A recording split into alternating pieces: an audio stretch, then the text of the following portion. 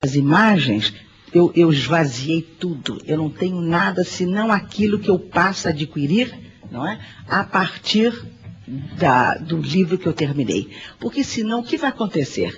Eu vou viver, eu vou fazer. É tal a facilidade que você adquire quando acaba um livro, é como se as suas mãos escrevessem sozinhas. Sabe, independente da minha vontade, eu termino um livro, eu tenho tal, desculpe dizer isso, uma maestria, de que natureza seja, tão grande, que eu poderia, de imediato, começar um outro livro. Mas eu me refreio, porque eu não quero, porque vai ser um livro, se eu cedesse a essa tentação, eu ia me aproveitar, no exemplo, no caso, dos restos, das sobras da Sherazade. E eu não faço isso por amor ao leitor e por amor a mim mesma e à literatura. Bom, então, como ele disse, cada livro tem um propósito, tem uma natureza, tem uma maneira de ser, e há livros que você vai escrevendo de uma forma, talvez, sem um propósito deliberado. Eu, de modo geral, eu tenho algumas linhas mestras que pautam a minha existência de escritora em relação a um determinado livro. Para dar-lhes um exemplo concreto, o meu romance A República dos Sonhos, eu sempre pretendi, ao longo de alguns anos, como que pagar tributo à minha brasilidade, né? Porque eu sou de família imigrante, 4 avós galegos, embora eu agora me dou conta de que meu avô Daniel, né, o velho Daniel Cunhas Cunhas, ele veio para a América muito mais cedo do que eu pensava, eu estava distraída, de modo que eu que me auto-intitulava brasileira recente, tanto que quando eu entro na Academia Brasileira de Letras, eu tomo posse da cadeira número 30, eu começo meu discurso dizendo, sou brasileira recente. Mas eu acho que eu já não posso mais dizer isso, eu já estou me sentindo uma brasileira antiga. O que está bom. Muito bem. Então, por conta disso, eu tinha necessidade de fazer um livro que pudesse contar, através de várias vias, de vários procedimentos narrativos, a história do Brasil nos últimos 150 anos, mais ou menos. Mas, ao mesmo tempo, uma história que seria contada, um ponto de vista do Brasil para si mesmo e, eventualmente, do Brasil para fora, como também eu pensei nas grandes utopias europeias.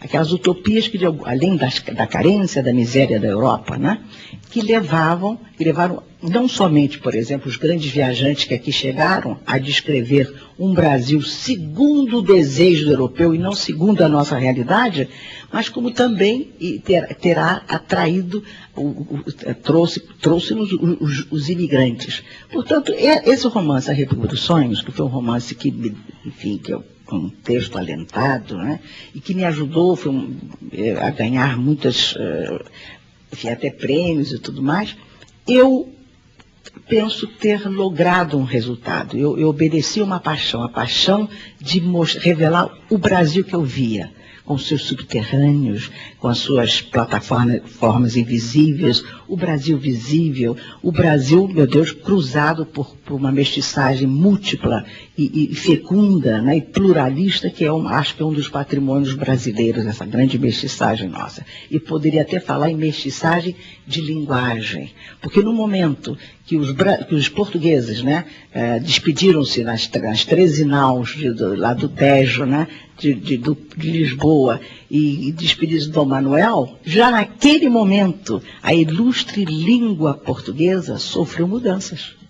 Ela já começou a brasileirar-se no momento que as naus entraram nas correntes, nas moções, né, já entraram, porque tanto que vocês podem ver as mudanças que ocorreram também no uso, por exemplo, do infinitivo em Portugal e no uso do gerúndio no Brasil. O brasileiro abusa do gerúndio, que é um tempo verbal extraordinário, é o tempo das Américas. Nós somos seres em movimento, nós não somos pautados pela imutabilidade, né? Então o gerúndio faz você andar o tempo todo, faz você amar o tempo todo, faz você se transformar o tempo, né? Eu estou indo, eu estou fazendo, né? Ao passo que o mundo ibérico, apesar de nós sermos também filhos do mundo ibérico, né, é o infinitivo, é um corsete, como eles dizem, é como se fosse fecha você numa couraça, né?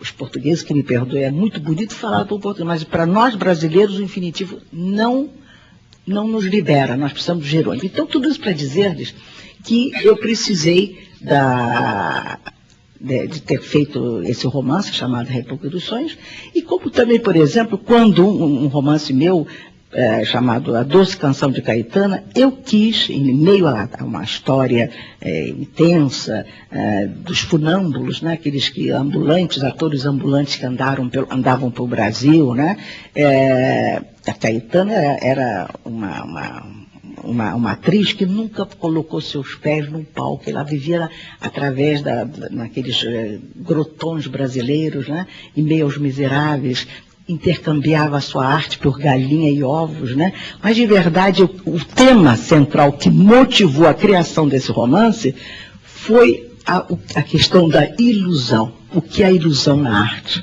O que faz com que um romance consiga convencer, atrair um leitor para a gravidade do seu ser narrativo e faz com que o leitor aceite a veracidade do texto. Porque vocês já pensaram, como é que você vai seduzir um leitor? Como é que você vai fazer crer esse leitor que aquilo que está sendo contado é possível? Não é uma tramóia, não é uma farsa, não é alguma coisa que ocorreria num planeta distante do nosso. Faz parte do nosso sonho coletivo, né? Da nossa maneira de ser e de viver o nosso estado, da nossa humanidade. Então, eu trabalhei no Brasil, então, no Brasil, e trabalhei na Caetana, que não se trata dela aqui, sobre o tema da ilusão. É quando você consegue suspender a desconfiança do leitor, e o leitor torna-se cúmplice do texto que ele está lendo. Quer dizer, é um dos tratamentos que você pode fazer em termos da grande ilusão da arte. Bom, então, cada livro tem a sua história, eu não posso abordá-los aqui, não é? Porque, meu Deus, eu já estou com uns 16, 17 livros publicados. Mas, tratando dessa Sherazade aí, desse Vozes do Deserto, nos últimos anos, eu vinha pensando muito que eu gostaria de fazer um romance que tivesse como tema, de algum modo, um mundo da imaginação. Vocês podem dizer, mas todo romance trata da imaginação. Todo romance é um ato de imaginação, mas não trata especificamente da imaginação. E eu queria que fosse um romance que, dentro da sua urdidura narrativa, né, ele tratasse, desvendasse para o leitor, para quem fosse, o mundo da fabulação, esse ato extraordinário de fabular a realidade, dar-lhe um entrecho, dar-lhe histórias, né? Dar maior relevo para as intrigas humanas, sem as quais a gente não consegue viver sem as intrigas, né? E não estou falando das intrigas perniciosas, a grande intriga, né? Que é matéria-prima do nosso cotidiano, porque ninguém pode chegar em casa sem um pedaço de pão e sem uma intriga na mão. A intriga é fundamental para você provar que existiu naquele dia. Você vai falar o quê? A não ser que você esteja numa postura esquizofrênica que possa dispensar a intriga humana. Mas eu, por exemplo, se eu pudesse assim, declarar um sonho meu, eu adoraria entrar na casa de cada um de vocês e conhecê-los na intimidade. E não digo as mais íntimas, isso eu não... Embora eu não prescindisse também. Bom, então, esse é um ato de vida, não é? Um ato de vida. E eu queria refletir, através do material narrativo, sobre, como ele disse, a fabulação, sobre, enfim, a arte de narrar. O que é narrar? Desvendar, em termos romanescos, para o leitor, para quem lê esse livro, que é isso? Que caminhada humana nós estamos fazendo ao longo de milênios, que nos levou à excelência da língua, a falar, a criar palavras, e com as palavras criar enredos, né? Criar pequenas histórias, racontos. A ideia do raconto, que não é senão o quê? Uma caixinha dentro da outra, dentro da outra, dentro da outra, você pega uma ponta e vai puxando, vai puxando, vai puxando. Ou seja, é o combate extraordinário da humanidade contra o retrato 3x4. Eu tenho horror do retrato 3x4, eu faço, mas o conceito do retrato, o que é o 3x4? Indica que você nasceu no dia tal, estudou no colégio tal, casou-se ou não casou-se, teve tantos filhos ou não teve, teria feito um ofício determinado e morreu. Acabou a vida do ser humano. Então eu acho que a narrativa é justamente